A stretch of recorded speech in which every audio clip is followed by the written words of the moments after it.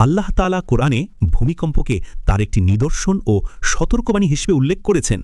সূরা আল আরাফের ৭৮ নম্বর আয়াতে আছে, থামুদ জাতির ওপর ভূমিকম্প এসেছিল তাদের পাপ ও অহংকারের কারণে। সূরা আয-জালজালা পুরোটাই ভূমিকম্প নিয়ে, যেখানে আল্লাহ বলেন, যখন পৃথিবীকে তার ভূমিকম্প দিয়ে প্রকম্পিত করা হবে এবং পৃথিবী তার বোঝা বের করে দেবে আর মানুষ বলবে, এর কি হলো?